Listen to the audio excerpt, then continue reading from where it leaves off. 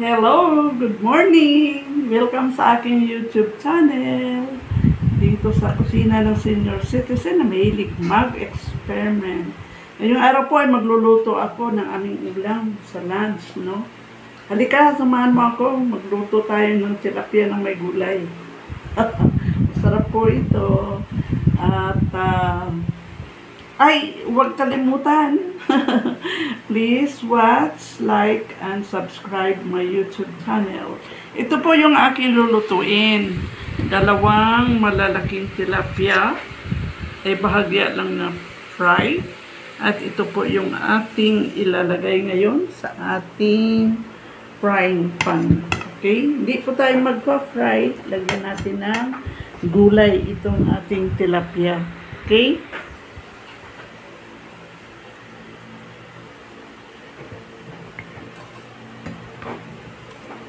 Lagay lang ako ng aking kamatis. Lahat ng kamatis ilalagay natin. At sibuyas. Ito ang nagpapasarap sa ating gulay. Since tilapia, maglagay tayo ng ating luya. Pwede naman dito ilagay, pwede naman sa itaas. At ilagay ko na po yung aking tilapia. Wow, dalawa lang kakain nito. Ang sarap nito. Ayan. Ilagay ko na yung aking kamatis, sibuyas, luya, at tilapia. Okay? Tapos, maglalagay tayo dito sa itaas lang ng kalabasa.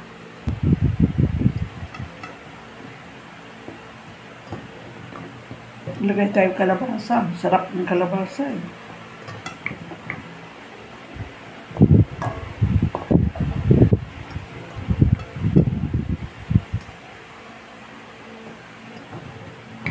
Simple lang ito, mabilis gawin. Masustansya pa. Ayan. Maglagay ako ng konting tubig. Kahit anong gulay dito ay pwede naman natin ilagay. No? Kunti lang. Just enough na maluto yung ating kalabasa. Ayan. Cover natin para mabilis. Ayan. Na-steam na yung ating kalabasa. No? Lagay ako ng aking isang basong gata. Yan na ang magiging sabaw natin. Yan. Dagdag linamnam. Sarap. Huh? And then, pakuluan natin. Kasi half cook lang yung ating kalabasa. Sa likod mo na. Ang gaganda ng pinapanood ng mister ko. Grabe. Ito yung mga nilalang sa ilalim ng dagat na hindi natin nakikita in person, no? Grabe. This is in Surigao. May scuba diver po na nag-feature nito. Ganda-ganda.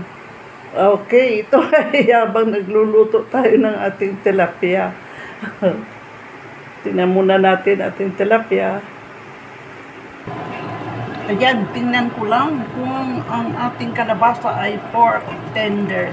No?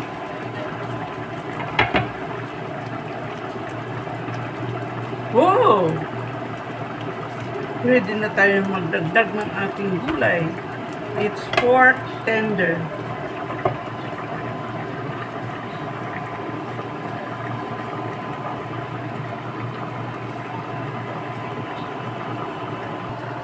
Maglalagay lang ako ng aking malunggay. Hindi ko na nahimay-himay ang malunggay. Lagay ko lang sa itaas, no? Ganyan. Tapos takpan natin. Nilagay ko lang ang malunggay na hindi nahimay-himay. Pwede naman yun.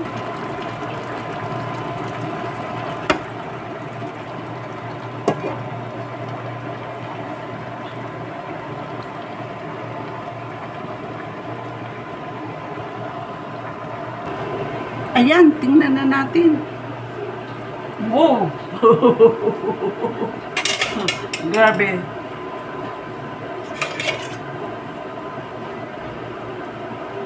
Oh! See? Yan ang trabaho ng tamad na maghimay-himay. Oh, luto na. See this? Kalansay na yung malunggay. Tikman natin. Tender pork. Tender. Ang ating kalabasa. Wow, ang sarap. Tikman ko lang kasi hindi tayo naglagay ng asin. Ang ating malunggay at kalabasa na ginataan sa tilapia. See, hindi nakita yung tilapia. Here you are. Tender and creamy. Tikman ko lang. Malinam-nam, masarap. Mag-plating na tayo kasi katakam-takam. Sarap kainin. Ayun, habang nanonood tayo ng TV, ay nakapagluto na po ako. Ito na po yung ating finished product. Ito ang aking dalawang malalaking tilapia na may gulay. Taste natin. Ang sarap-sarap nito. See this kalabasa? It's very malabo, no?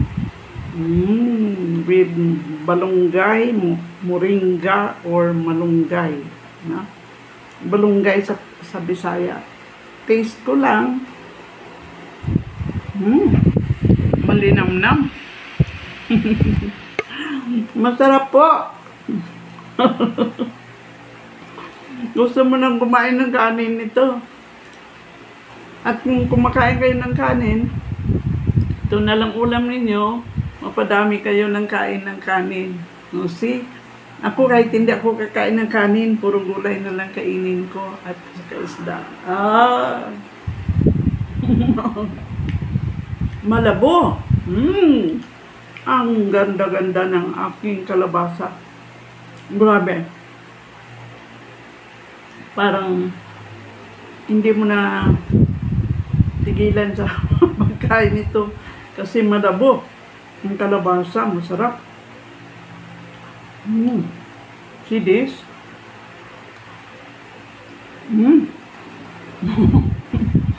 Mainit. Pero masarap, oh. Malinamnam. Malabo kasi.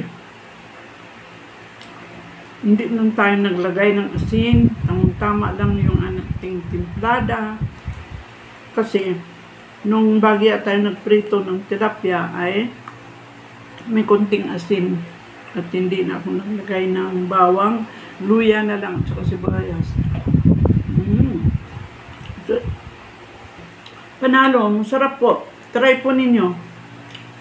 Magustuhan ng mga kids. Masarap. Bye! Thank you for watching my vlog. Please watch, like, and subscribe sa ating dito sa ating kusina. Ang mga simpleng recipe, good for seniors and for everybody in the family. Bye! God bless us all. See you in my next video. Ang ginataang tilapia with malunggay and kalabasa. Wow! God bless us all. Bye-bye.